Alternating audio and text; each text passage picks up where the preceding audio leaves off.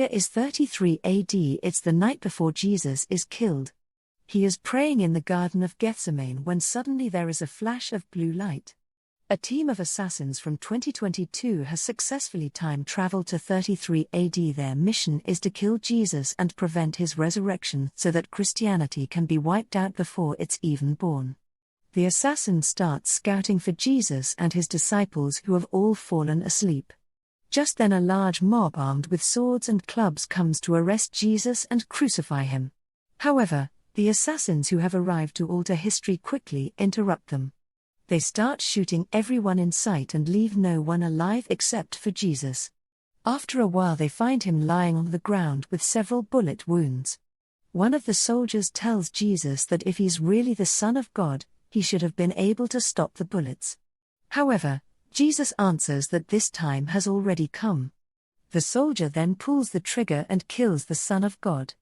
Then they put him in a bag and with the help of a time-traveling and watch-like device return to the present. In the meantime, a group of good scientists witness what has just happened. They figure that they must quickly travel back in time to undo everything because their reality could change to a new one as the past has been altered. They then travel back in time to 33 AD to save Jesus. But they're too late. They have arrived just moments before the assassins have finished off Jesus and his disciples. They literally have a time machine. How did they screw that up? Now they have to quickly go back to the present before time rewrites itself, as the current timeline can be overridden by a new one. Since Jesus' death. However, when one of them successfully returns to the present, he's captured immediately by the assassin group, but soon reality starts to change. The office building starts to warp into an apocalyptic wasteland. In this timeline, it's clear that humans have gone extinct. Soon, underground creatures start to rise and feed on him, killing the last human left on Earth. Then the screen fades to black. Following this, the movie flashes back to a few months before everything transpired. We are introduced to one of the villains that will kill Jesus. His name is Brent, an ex-military officer. As of now, he's still a devoted Christian who believes in Christ. However, everything is about to change. On a seemingly beautiful day, he's out on a drive with his wife and kids. It turns out that Brent has been offered as the head of security for a top-secret company, so he's traveling to another state. Unfortunately, along the way, the family gets into a horrific car crash, taking the lives of Brent's wife and children. Brent screams in horror as he watches his entire family burn in a flaming wreck. Because of the incident, Brent has now turned into a man hating life and God. He blames God for not saving his family. At this point, the former militant also questioned the existence of divinity. Following this, we meet a young and aspiring scientist, Ram Goldstein. He meets Amy Lee, one of his classmates, for the first time during a physics test. From that point onwards, they start to develop romantic feelings towards each other. The movie then skips to 3 months in the future, and we meet a group of young scientists led by Ram.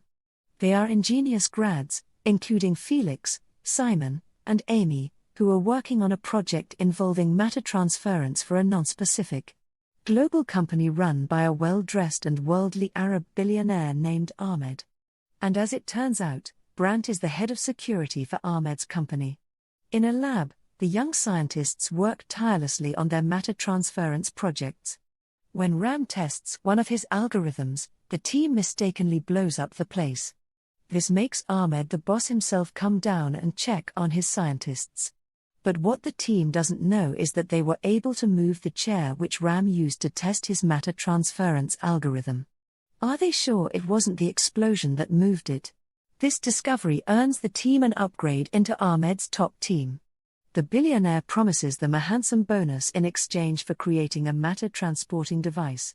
In the meantime, a flashback is shown where we learn that Ahmed's parents were once part of an extremist group, but because of certain events they were forced to convert to Christianity, and because of this change, they were murdered at the hands of the extremist group on grounds of betraying their own faith. Since then, Ahmed, who is still loyal to the extremist group, blames Jesus Christ and Christianity for the death of his parents.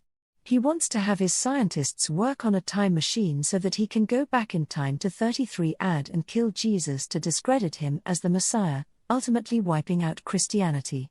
He believes that his God is the only true God, and with time travel he can go back and right the wrongs of the world by killing Christ before his crucifixion and resurrection. Meanwhile, Ram and Demi continue to work tirelessly as they're being monitored 24/7 by Ahmed's men. They decide to take a break for a while and sneak into the server room where they aren't surveilled. The couple make out, but they are interrupted by a weird static sound. When Ram checks on one of the servers, he finds out that Ahmed is secretly working with a generic terrorist group. He further learns that the terrorist their boss is working for is hell-bent on waging World War III through matter transference technology, with bombs and weaponry transferred from one place to another. Despite learning this, he is forced to continue with the mission, and after a couple of trials and errors, Ram finally succeeds in transferring matter and accidentally creates the world's first time machine, Ahmed's. Then see via surveillance that not only has Ram found the secret to matter transfer, but he also discovered the secret to time travel. However, since Ram knows that Ahmed is up to something bad, he tries to delete all the files before they get into the wrong hands. Soon enough, Ahmed and his men storm into the lab and apprehend Ram. Then the cunning billionaire reveals his plans to send a team led by the now disillusioned Branch back to Jerusalem, where they will assassinate Jesus Christ and his disciples, thus making sure Christianity never comes to fruition. But the problem is that Ram wouldn't give him the code to the computer that hides the secret to time travel. So Ahmed has his men torture him, put him in a sack and lock him in a warehouse. After a while, the thugs physically abuse Ram and urged him to share the code of the time machine. To make matters worse, Ahmed arrives at the scene and holds Ram's parents hostage. Despite this, the young scientist still refuses to share the code, so the extremists kill his parents. There goes all their leverage. Meanwhile, Amy and the others are worried that Ram might be in trouble. Because he's not answering his phone just then, the group is approached by their employer, Ahmed, who tells them that they have been cleared out of their contracts and will no longer have to work, although each of them will be compensated as promised. The only catch is that they cannot make any contact with anyone outside their work. At the moment, when Amy asks about Ram, Ahmed lies, saying that he is in safe hands, in fact working on a top US military project. Back in the lab, Ahmed threatens to torture Amy and all his friends, and that is when the young scientist finally gives in and agrees to build the time machine. And as soon as it is finished, Ahmed has one of his men test it. As expected, the time machine works and the man is teleported from one place to another, playing on Brant's hatred for God. Ahmed uses him and his right-hand man Sabir to gather his combat team and travel back in time to carry out the ultimate true mission to kill Jesus and his disciples before his resurrection. Surprisingly, Brant is totally down with this insane scheme and quickly assembles a team of assassins to hop inside the time machine. Meanwhile, Amy and the others sneak into a surveillance and finally spot Ram, who is tied with rope in the warehouse. They rescue him and learn about Ahmed's plan. On the other hand, Brant and his team have successfully landed in the past at the set time EA 33 AD and start scouting for Jesus. After killing all of his disciples, Brant viciously shoots Christ in the head. He then has his men put Jesus in a bag and they returned to the present. In the meantime, Ram, along with his genius team, witnesses what just happened. From the CCTV, Ram starts to explain that their reality will soon change to a different. As the past has been altered, however, it may take some time for it. Depending on how far back in time it has been altered, it could take minutes or even hours. Hearing this, the team immediately travels back in time in an attempt to stop Brands, but they're too late. They have arrived just moments before the assassins have finished off Jesus and his disciples. Now they have to go back into the present before time rewrites itself, as the current timeline will be overridden by a new one since Jesus' death. Ram and Amy decide to go first, and in case they are killed, Simon and Felix are their last hope. To stop Ahmed and his crazy mission in the next scene, Ram and Amy arrive an hour early in the present. That is just before Rami's parents were murdered. This means there are still the second versions of the scientists in this timeline, along with Brandt and his assassins. Unfortunately, they are soon spotted and chased by Ahmed's men. The pair barricade themselves in a lab where they are eventually cornered. However, Amy manages to warn her second self from the current timeline via the CCTV camera. She explains through sign language that Ahmed's men went back to kill Jesus, and that they have to save Ram, who is in the warehouse. That's some advanced sign language. Shortly after the pair is killed elsewhere, Felix and Simon are still in 33 AD. After waiting for the now dead Ram and Amy, the pair decides to return using their time retrievers. Felix successfully travels to the present, while Simon has his retriever broken and gets stuck in that timeline. Sadly, when Felix arrives in the present, he finds Ahmed and his men waiting in the time machine. At this point, Ahmed has succeeded in creating a world without Christians. By killing Jesus, however, their reality, CERN, turns into an apocalyptic wasteland. This is because he's created an existence without forgiveness. Slowly, this version of Felix dies in the wasteland. This means the first versions of the scientists have all died except for Simon. Meanwhile, the second versions of the scientists watch the CCTV footage and quickly rush to rescue Ram from the warehouse. They even go to the lab and go back in time even further, hence creating time loops within time loops. They travel back in time just 10 minutes before Brandt and his men arrive in 33 AD. A firefight breaks out which kills both Felix and Simon. Only Ram and Amy make it out alive from their team while Brandt and Sabir escape. However, Amy is severely wounded in the encounter. As a devout Christian, she wants Ram to go after Brandt and Sabir and stop them from killing Jesus. Reham doesn't want to leave her alone, but when she insists, he agrees. He then takes off his clothes. This is no time to get naked and binds them around Amy to stop the bleeding. Oh. After a while, Ram spots Sabir and starts chasing him. In the meantime, the first version of Simon is still alive in his timeline, as he was stuck there because his retriever apparently fried up. Surprisingly, he gets to meet Jesus and reacts with all the awe and wonder of coming face to face with the Son of God. Simon tries to convince Jesus to not go through with the resurrection because he's seen the movie The Passion of the Christ. However, Jesus insists that he's going through with it, explaining that it is the only path he can take. Soon, Jesus is captured by the large mob to be crucified. Later, Ram also meets up with Jesus and his abductors. However, when he tries to initiate a conversation, a Roman centurion tries to assault him. Luckily, he manages to escape and goes back to a dying Amy, and to everyone's horror, he realizes that he and Amy's time retrievers have been disabled by Ahmed's men back in the present. Because of this, they now have no way to get back home the following morning. Granted, Sabir disguised themselves as locals and scout the village for Jesus, but nothing goes as planned when Sabir steals the tomato from a local vendor and eats it without paying a penny. It turns out that this is a grave crime in this 33 AD timeline, so the local guards are called to arrest them.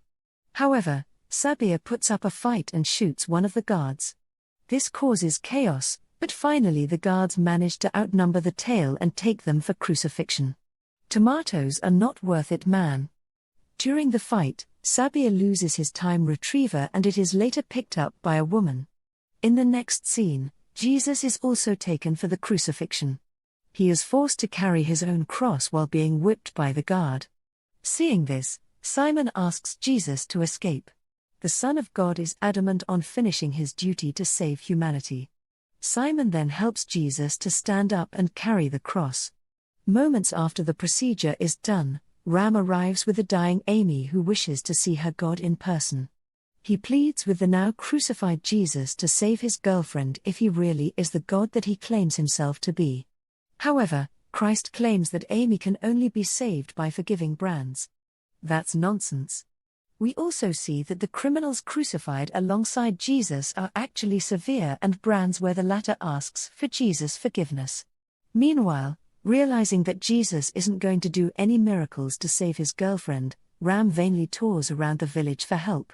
He then finally meets with Simon and tells him about their situation elsewhere.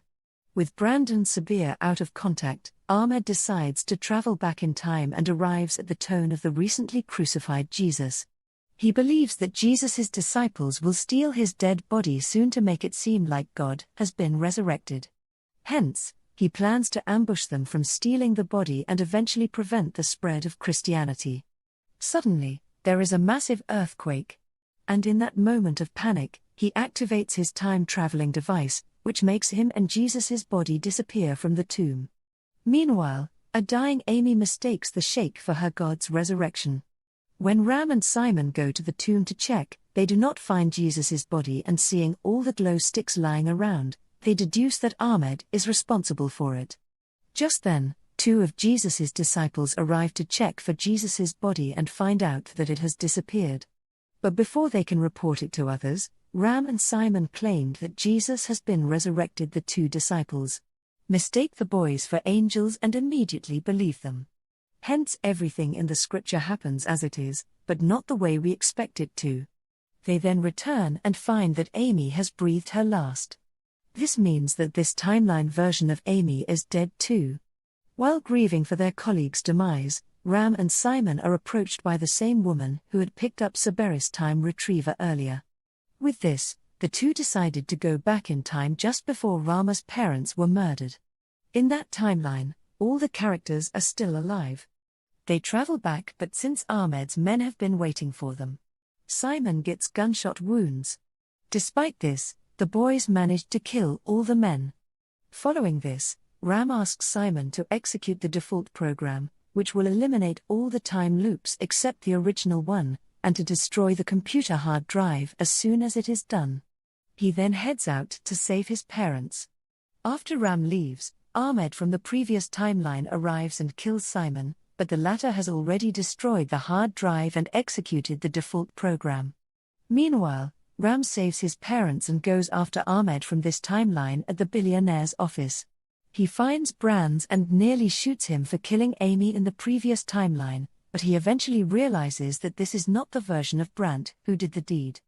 Ram eventually accepts Jesus' advice and learns the power of forgiveness, refusing to revenge kill this version of Brunts.